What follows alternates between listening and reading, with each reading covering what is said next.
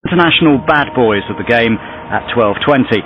First on 4 with strong language from the start, the inside guide to the ultimate outsider.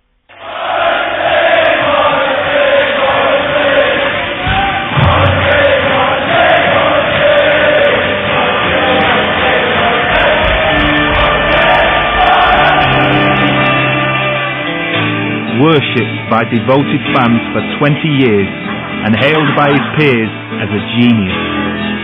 He's the outspoken outsider of British pop, living in self-imposed exile without a record deal. Morrissey remains what he's always been, a true original and a complete mystery. Oscar Wilde put all his wit into his life. Morrissey, it seems to me, and I completely identify with Morrissey, has sat in a darkened room and been witty on paper.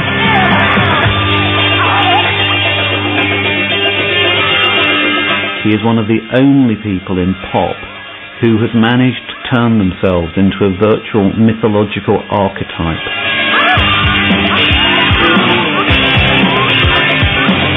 He's got an interesting face. He looks to have a story to tell.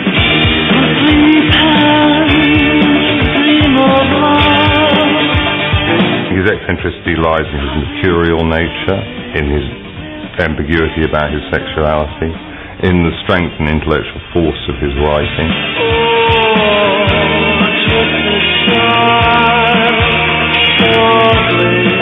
He's so catered for those sort of lonely misfits that spent a lot of time in their bedrooms. And there's certain feelings and ideas that he has, that he owns. He's an original of the species. There's not many of them. He's certainly one of rock's great enigmas. I don't think Morrissey's normal. I think he spent his entire adult life trying to be anything but normal. I can't imagine him going in a trendy bar. I can't even imagine him walking through Notting Hill Gate. Rumours about Morrissey abound, but no one knows the truth. What do you think he's really like? Nobody knows.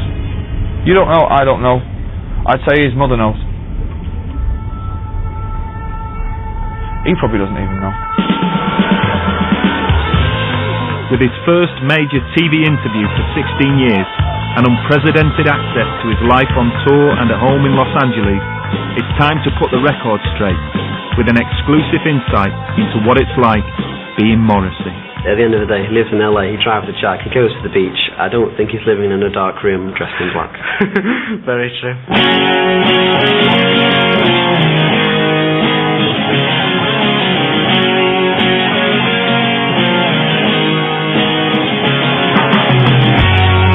The more you ignore me, the closer I get. You're wasting your time. The more you ignore me, the closer I get. You're wasting your time.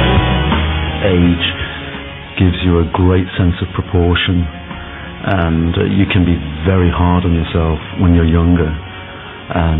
But now I just think, well, everybody's absolutely mad, and I'm doing quite well.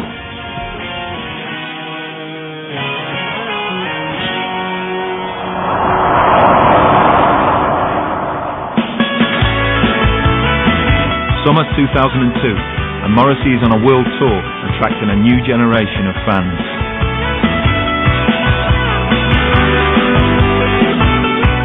Morrissey is the legend. He's an absolute legend. The best frontman I've ever seen, and that's above Bono, that's above Liam Gallagher, that's above Mick Jagger, everybody. Morrissey represents everything for us. He's our god here in Athens. He gets better and better. The new material is just amazing, and he's still an enigma. There's still something there that keeps us all interested and keeps us here. Now 43 years old, one of the most iconic men in rock music has returned home for 2 rare London concerts. Despite no publicity, all 10,000 tickets are sold out within a few hours. This is the Churchill suite. These are the things that you end up doing for a television camera. It's normal, isn't it? I mean, how many people did he send to the deaths just to make up the numbers? When Morrissey comes to England, you fucking know about it. You know, not because he does a press conference at the airport, you know, or not because he's going down to the Met Bar. You know about it because you know about it, you know? It's as simple as that. First night at the Royal Albert Hall, and expectations are high. So here we are backstage, and as you can see, tension's mounting. Even before he's on stage, I had amazing sort of, you hear those football chants, and Morrissey, the football chants start.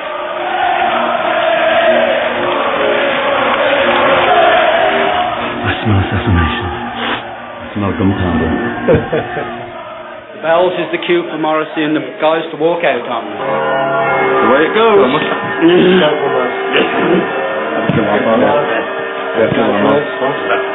Keep them eyes up. Yeah, nice one.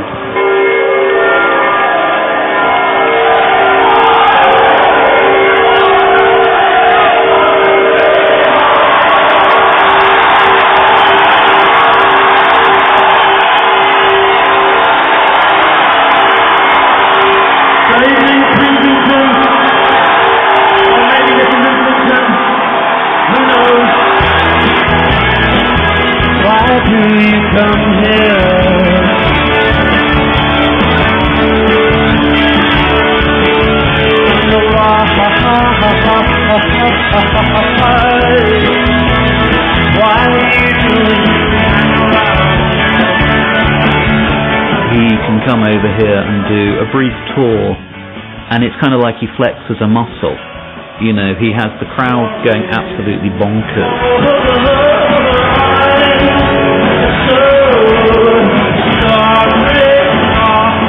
Business as usual in Morrisseyland.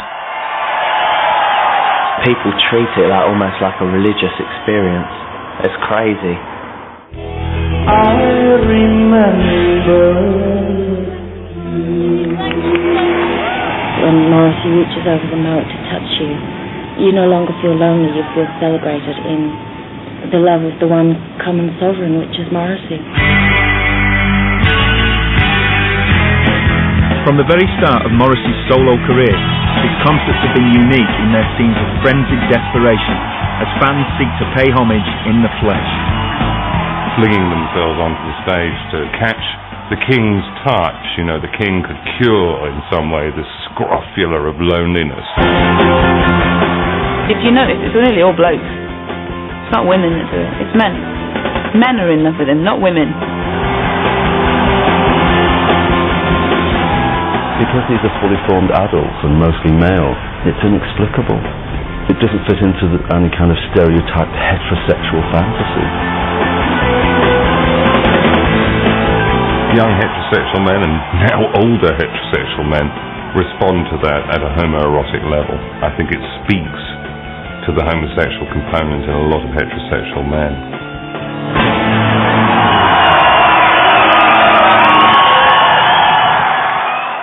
Sandy boy. Say what, mate, as well. The Moz has a good bike. There aren't many left, are there, who have that charisma, that kind of iconic status, who can handle a crowd, manhandle a crowd, and leave you just wanting a little bit more. Have you that? Very happy, yes. Very, very happy. Yeah. Should I be? Well, I am. Thank you. Thank you.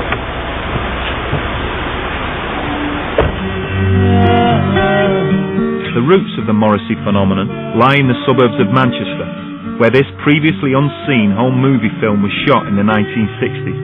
It's the only existing footage of his Irish Catholic family with the young Morrissey.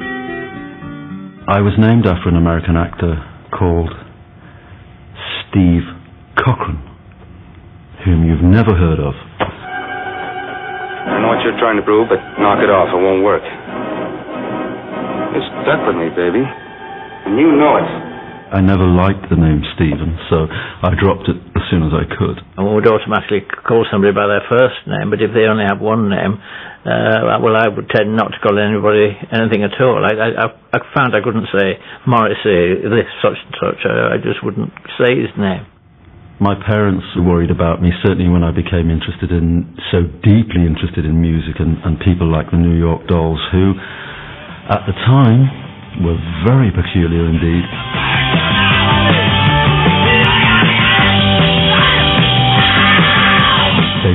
the way they wanted to dress, which was slightly transgender, shall we say, and I was hooked for life.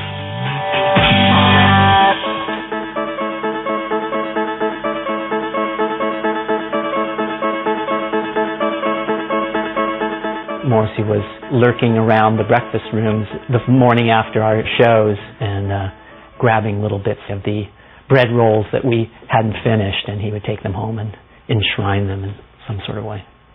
This song ain't big enough for the bus of fun.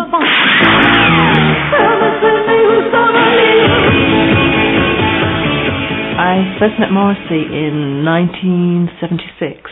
I think our experience was of just absolutely no confidence in ourselves. Morrissey was totally unemployable.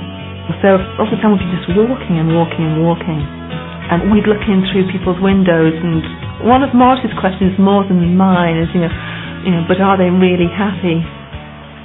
He once said that the Smiths only happened because he'd walked home in the rain once too often.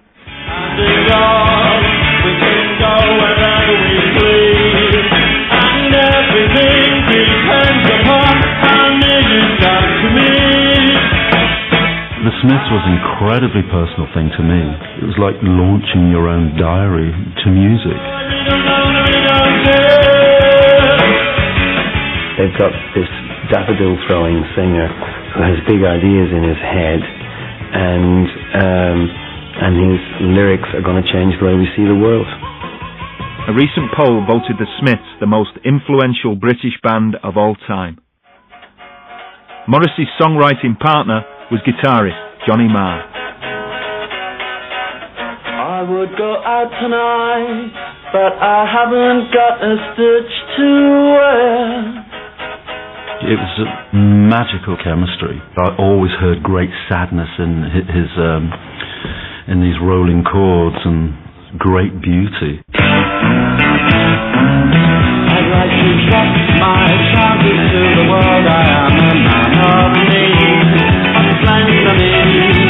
Each household of science is like a new science in my town. You couldn't really imagine them in the same classroom being friends. You could really imagine Marr being the guy that everyone wanted to be, and Morrissey being the slightly odd boy in the corner, who some people really got, but most people were just left well alone. But what really set Morrissey apart was he chose to be alone. The first openly celibate rock star. It was all added to the mystery, you know. I mean, how great is that? Somebody who's like, I refuse to fuck. You know what I mean? That's just like, my God, you're so cool, you know. Could never refuse to fuck, really. But I have, you know. I think that was the problem with this C word, because the celibate word, because they don't consider for a moment that you'd rather not be, but you just are. I was never a sexual person, never. He was asked, are you a virgin? And he said yes, in quite a profound sense, or something like that. Such a very Morrissey thing to say. The unusual thing was, I said it and I admitted it, and it happens to millions of people and they wouldn't dare say it or admit it because they'd feel like a complete idiot. I don't sob about it, but it wasn't easy. And it's over now. I think Morrissey would still say celibacy is a great idea for nuns and priests. I'm not sure whether he would say that it was a good idea for him anymore. In 1987, at the peak of their powers, the Smiths split up when Johnny Marr quit. One night we had a conversation about it, and he was saying, I think it's about time and I've had enough, and I was saying, well, yes, I understand, but I didn't really mean it. I didn't really think that he'd completely pull the plug. I think the Smiths was the only group whose falling apart really affected me personally. Oh, very sad. But the end would be drawn out and messy. In 1996, the Smiths drummer, Mike Joyce, sued Morrissey and Marr at the High Court for an increased share of the band's earnings. The judge found in Joyce's favour. It was a terrible miscarriage of justice. So it's been really shocking, and I wish the very, very worst for Joyce for the rest of his life. Beware, I bear more grudges than lonely high court judges. When you sleep, I will creeps into your thoughts like a bad debt that you can't pay. Take the easy way and give in.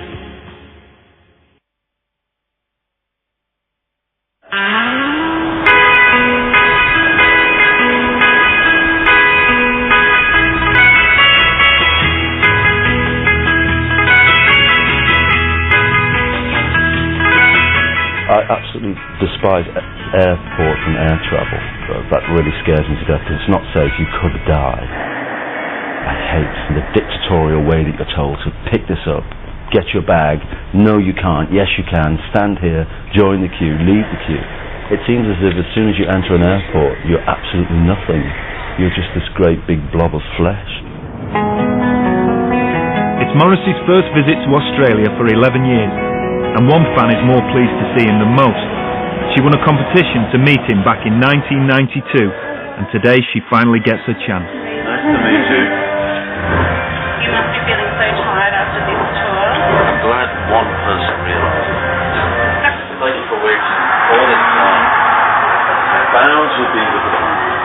Thank you so much for your time and everything you've done. You made me and so many people so happy. I didn't mean to. Every night it's really a bit like starting and finishing a play. It's like stepping out and doing Hamlet or Macbeth. There's a lot of mental preparation. Am I going to see you get changed? Only in your dreams. So you have to, at least from a distance, look as if you know what you're doing. And I can manage that. He has a sense of stage in that he'll arrive, you know, he doesn't just slink on.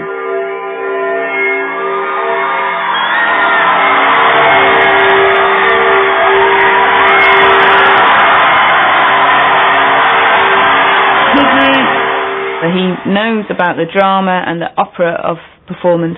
But Jesus made me so, Jesus saved me from pity, sympathy, and people discussing me. He is abandoned in a way that one wouldn't imagine. That's been done.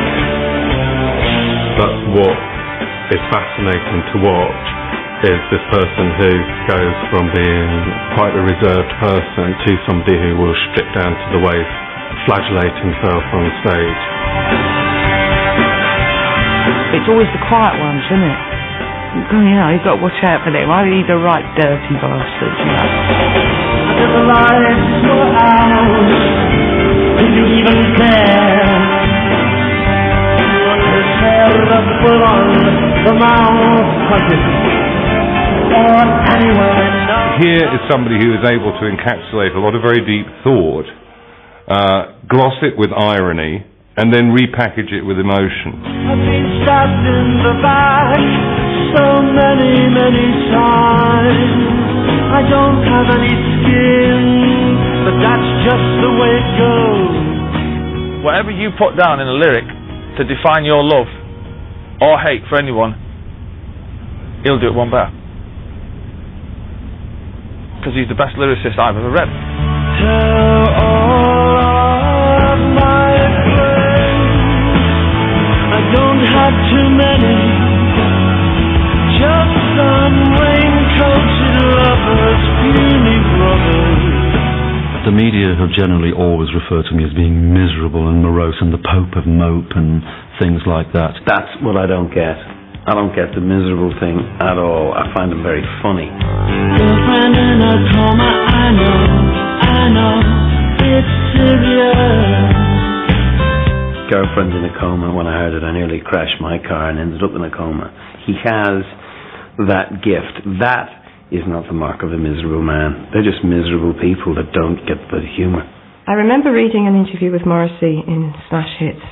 I think he'd been asked, what is your typical day? His typical day was basically, I stay at home and I listen to people walking up the stairs next door, and I'll go out and buy a bit of plum jam, maybe bring my mum. And then right at the end of this typical day, he said, and then it's back to bed and back to the real world. But it wasn't all tongue-in-cheek. There was a genuinely dark side to Morrissey's reality. during Morrissey's life, there were periods of very, very bad depression. These absolutely sort of debilitating periods where life seemed to have absolutely no point. I suffered greatly from depression. It was very serious when I was a teenager and when I was in the Smiths. Draw parallels, if you will. So I took prescribed drugs for a long time. When he gets really badly depressed, you'll get the call at 1 o'clock in the morning or the knock on the door, and he'll have his bathrobe on, and you can always tell because he's got his glasses on, the contact lenses are out, the glasses are on, and you know you're in for a heavy conversation. Sing me to sleep, I don't want to wake up on my own anymore. He is able to externalise internalised rage, a lot of anger about who he is, about where he comes from, and what's happened to him. And he focuses that rage onto specific targets. Enemy number one, the meat industry. Today on the news, there was a story that 27 million cooked chickens have been recalled, which is the biggest recall in US history, because they're lethal to humans. If they hadn't been recalled, it could have killed 80 million Americans. The views of the most vocal vegetarian in pop music are typically uncompromising. It's really on the same moral level as child abuse. It's the same thing. Animals are like children. They look to us for protection, and we should protect them. I really feel quite smug about mad cow disease and foot and mouth and so forth, and I just think, well, what do you expect? People have been saying it for years. I don't think that in the year 2003 you can actually realise what an outrage he caused by calling an album Meat is Murder.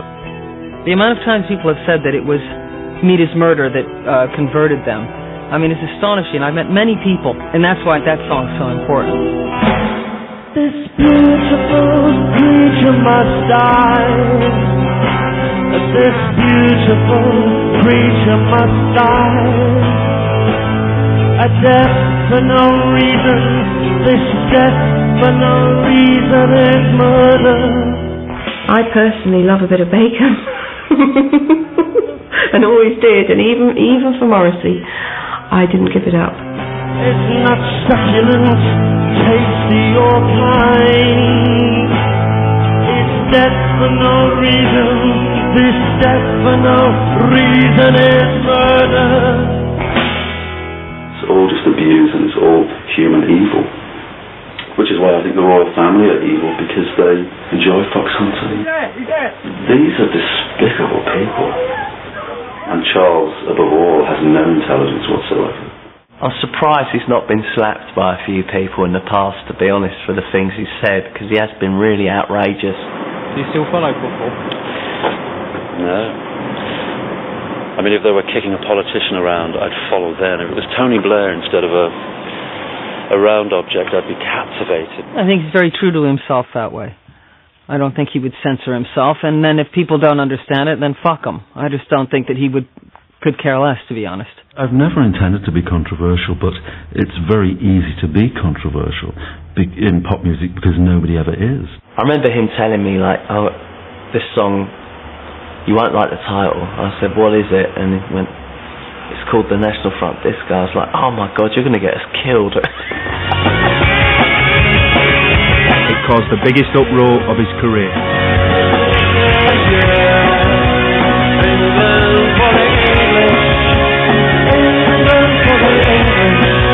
One music paper compiled a dossier of Morrissey's comments over the years and accused him of racism. He never responded. They've kept on at that thing, like, well, if he doesn't defend himself, then he must be. Why fucking should he? Why should he?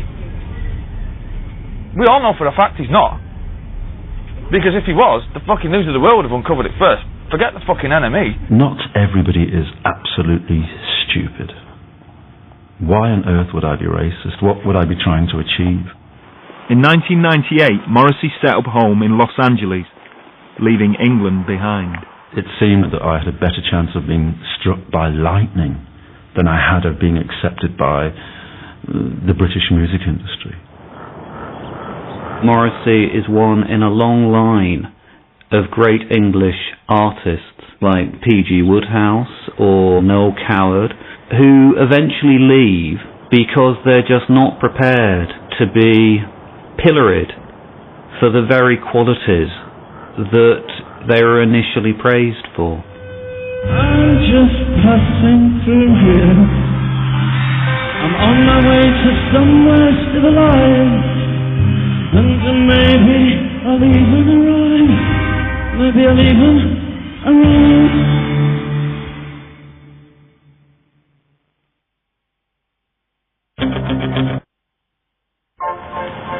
For the past 5 years, one of the most English of pop stars has lived in Los Angeles, just off Sunset Boulevard.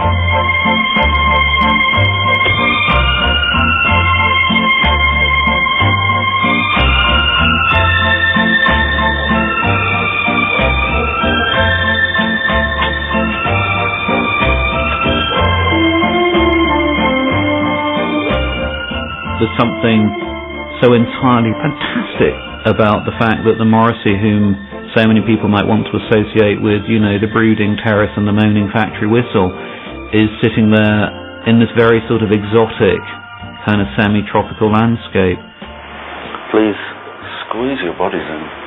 So welcome to my lowly shack. This is where I live. This choreography is extra. Don't forget that. I think that the house is entirely right for him as well in terms of its history. It was reportedly built by Clark Gable for his woman at the time, whose name was Carol Lombard, who, as you know, died tragically as soon as she was given the keys to the house, apparently. Morrissey is living, if you want, with his family. It's been in the hands of many people. F. Scott Fitzgerald. His family of ghosts, almost. His informants, his inspirations. It was also the home of John Schlesinger's other half. He lived here for a long time. These kind of, you know, ambassadors, agents of glamour. Since Morrissey bought the house, he's added his own distinctive touches. Inside the house, I do feel very English, and I think you can tell that. I haven't remotely adapted. You know with Morrissey that if he chooses to have an image of the young Bobby Moore up, it's less for the picture of Bobby Moore than it is for the little row of semis on the back of the horizon. These are a few of my favourite things.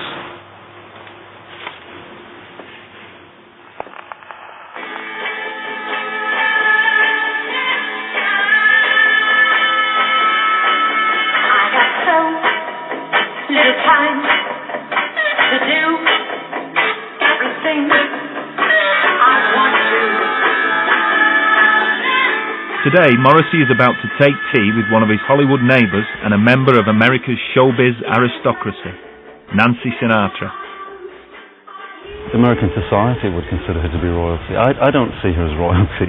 I mean, I just see her as Nancy, really. I think in the history books, her father is one of the most famous people in human creation. I mean, he's more famous than most royalty. Beautiful. I had no idea that there were such beautiful homes. There are, yes, some very nice. Gorgeous. Very nice things. Gorgeous, and so are you. Oh, I know. Miss Just you. kidding. Just kidding. Where the hell have you been? Well, you know, I just slip and slide. One time I was in London, Morrissey came to my hotel to see me. The thing that sticks with me most about that is the hug that he gave me, because he's just a great hugger. Generally, he is a good host, apart from he doesn't cook anything apart from toast. So, if you're happy with toast, you're fine. They took me to the Queen's tattoo. The Queen's tattoo? Yeah, it was for her celebration. Any good? 50 years or something. Any good or just... Fabulous. Oh, The castle. I didn't know the Queen had a tattoo.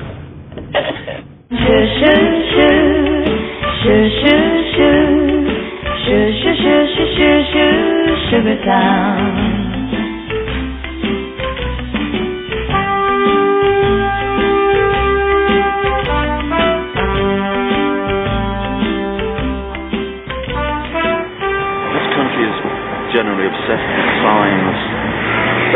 signs all over the place telling you what to do, what not to do.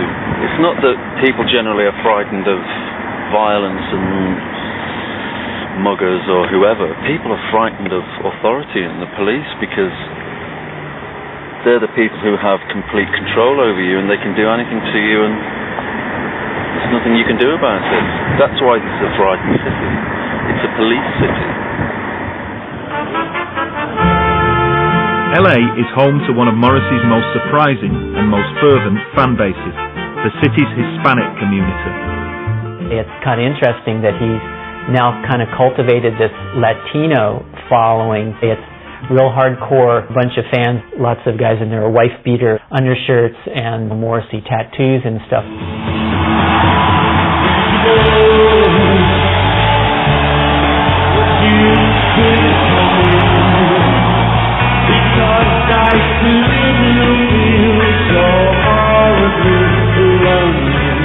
Just about everybody I know who is Latino knows Morrissey.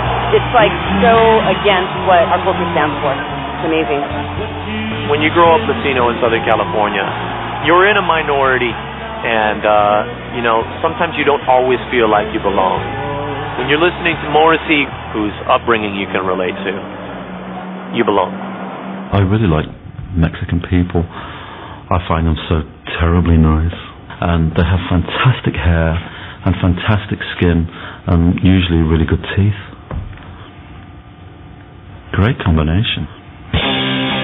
The hysteria goes back to his first tour of the States, when Morrissey broke box office records set by the likes of Madonna and Michael Jackson. I think people now seeing concert footage or newsreel footage would be shocked. It was absolute pandemonium.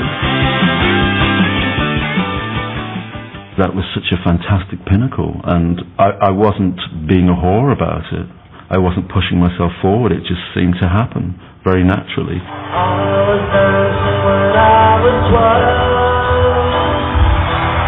New York's Madison Square Gardens was sold out in a morning, faster than the Beatles, prompting a guest appearance from another legend he would later tour with.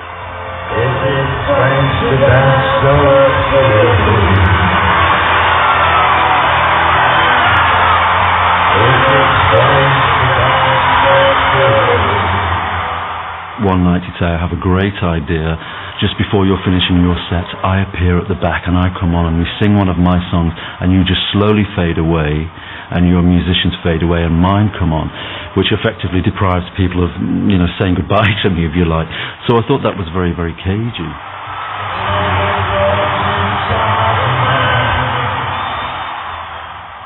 So I eventually left the tour and received enormous bad press for it, and he never spoke to me again. You have to worship at the Temple of David when you become involved. He was a fascinating artist, 1970, 71, 72, but not now. If you spend any time with Morrissey, one of the things that you find yourself doing more than anything is sitting around, pot of tea on, dissecting and annihilating people's characters. It's his favourite thing in the world to do, I think. All I said was bring me the head of Elton John, which would be one instance when meat would not be murder if it was on a plate. I think however nasty Morrissey can be in print about somebody, he's even nastier about his print. Most people have nothing to say, and most people give you the same conversation every single day. So what's been happening? Anything adventurous in since I saw you last? Not really. Sorry. No. Sorry about that. Sort of Hollywood gatherings. Nothing like that. Nothing at all. No, just the usual life. It's just the same old patter, and you're none the wiser for knowing somebody for 5 years. That's why I do this music business thing, because it's communication with people without having the extreme inconvenience of actually phoning anybody up. I never make phone calls, ever. Never.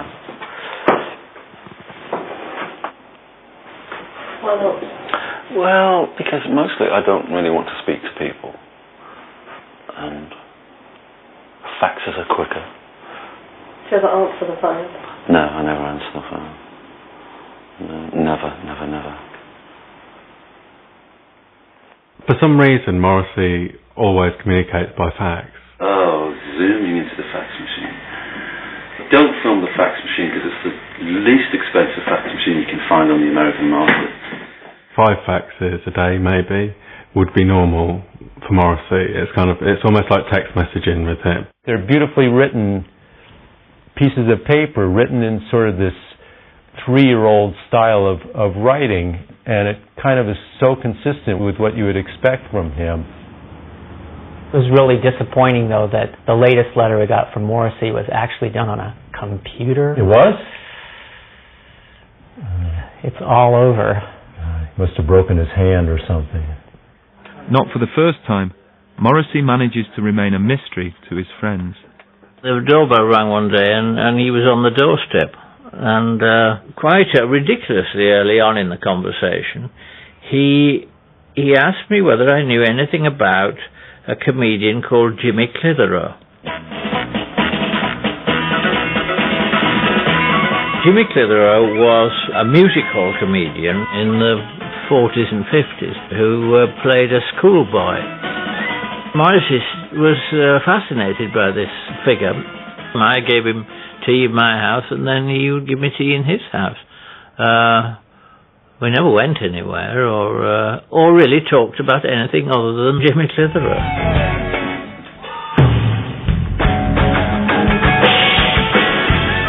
He was born in a different age than his character was preparing him for. And I'm glad God made that particular mistake.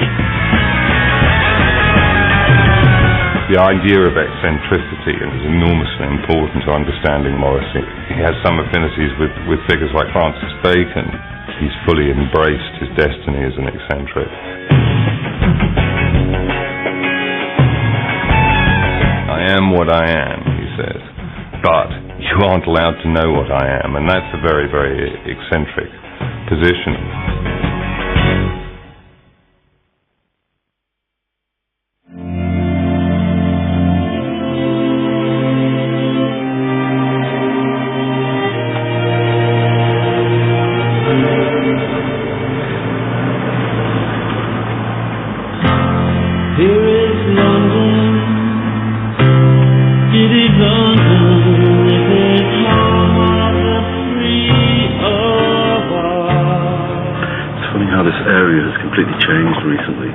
I used to live down yonder, and we went walking last night and everything's just completely unrecognizable almost. He could spend the next 30 years in LA, but he's always going to be too English for the Yanks and for most of the English.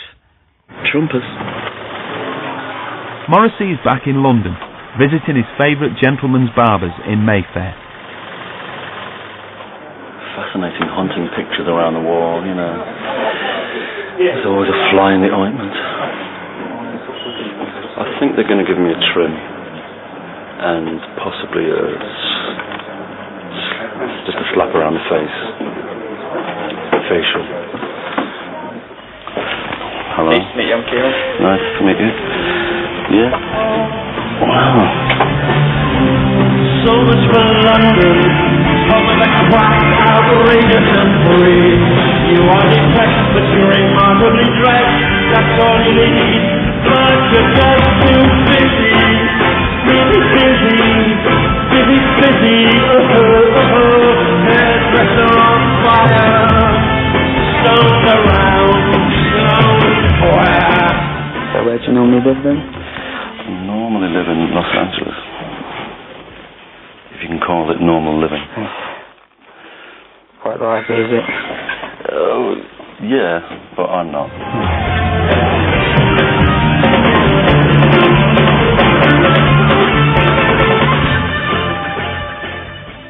I'm going to have to take over. It's kind of like a maintenance routine with Morrissey. And watch the magic. He's undoubtedly very vain and spends an awful lot of time in front of the mirror with a hairdryer and a New York Dolls CD. Everybody has their own technique.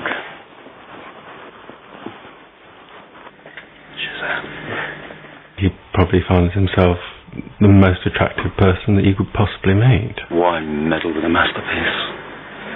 That's all I can say.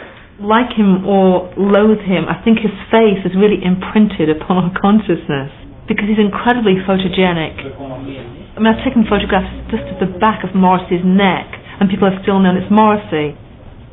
I just think Morrissey's sexy, full stop, really. I think whether he's on stage performing or just a photograph of him, I mean, you know, So there's just this glorious moment where I think Morrissey was sunbathing, very snoozy, very sleepy. Suddenly these beautiful rays were falling through, I think it was sort of an awning overhead. Slightly more up over there. And just managed to get this glorious sort of zebra-like op-art stripes. I think Morrissey can play with notions of camp very, very consciously, very, very knowingly. He's very articulate, I think, in what is and what isn't camp.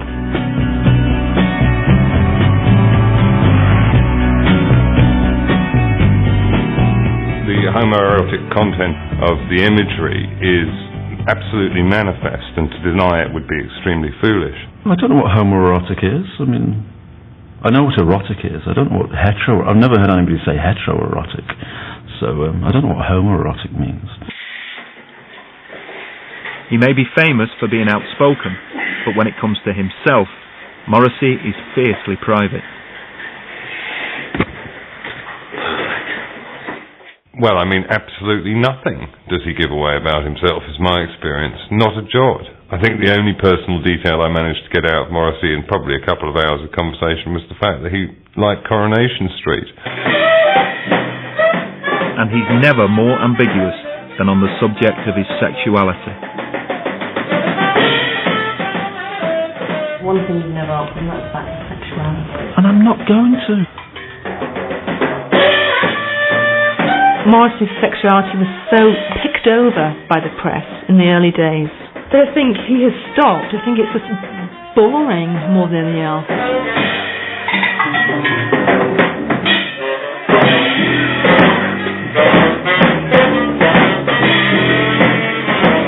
I don't think it's anybody's business, really. I just don't. I can't see when it becomes anybody's business. And I can't see other people talking about sex and sexuality, really, and what turns them on and turns them off. So I can't think of any reason why I should. It doesn't help me. People can think what they like.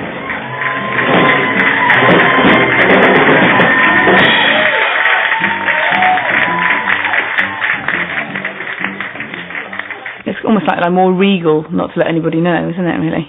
I think he's interested in preserving the mystique that allows him, that kind of ambiguity. And frankly, good luck to him. Why the hell shouldn't he do that? Why have you never actually put the record straight? Well, I don't see any crooked record. People think they know, people think they understand, and it doesn't bother me in the least what people think. And there's nothing that people can think of me in that direction that would embarrass me. I don't really care what people think. I really don't. It doesn't affect me. And I'm not hiding anything. If he could sit in an interview and say, you know, I am XYZ, he would love to do it. He would love to have that answer. He doesn't know. He's genuinely unsure about the whole world of intimacy and sexuality and relationship. I'm writing this to say, in a gentle way, thank you, but no. I will live life as I will undoubtedly die alone.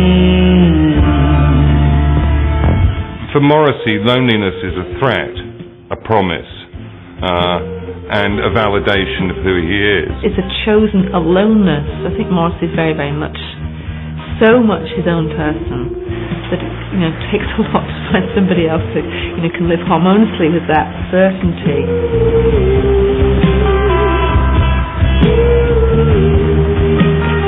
Some people can't stand reflection, and they can't stand to be faced with their own company. But that's never remotely bothered me.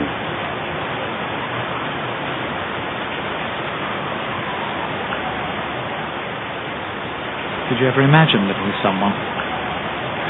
No, I couldn't really imagine it. I couldn't imagine why it would even take place, really.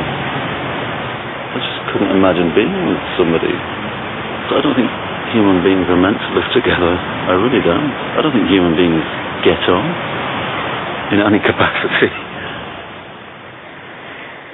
He now finds himself equally isolated in the music industry. Despite plenty of new material, he's yet to agree a new record deal.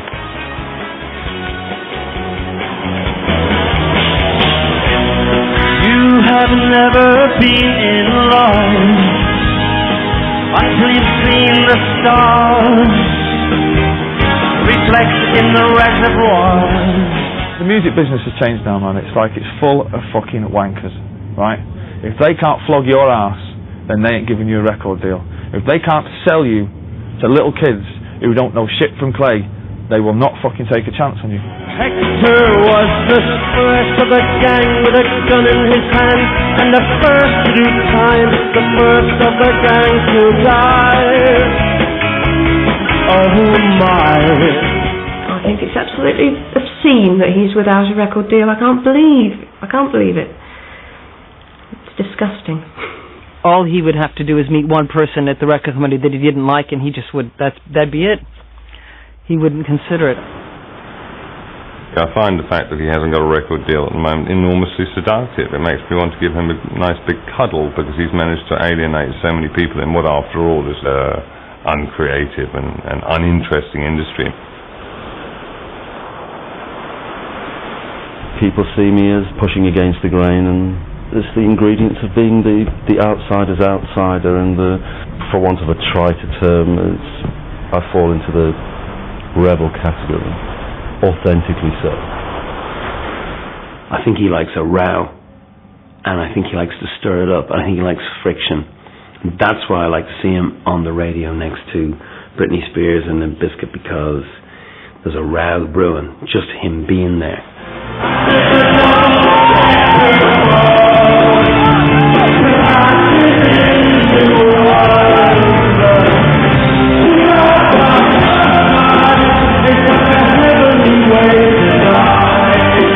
His work will last, and I'm quite sure he believes that as well. I have a very strong sense that he knows that as well.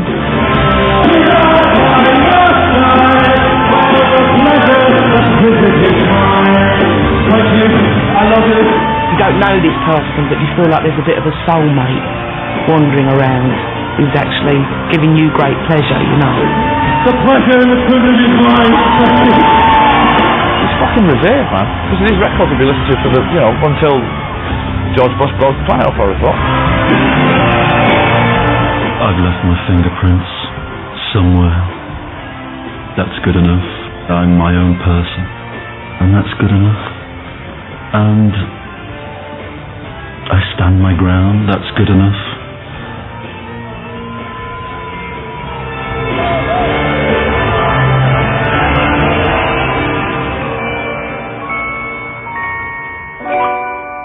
Baby, you understand me now. If sometimes you see that I'm mad. If you'd like to win the entire Smiths and Morrissey back catalogue, go to channel4.com/music. Next Sunday at 11:15, the truth about Whitney Houston. Now, coming up next on 4, in place of the cricket, an imaginary soccer team from hell in Football Stories. The soul whose intentions are good.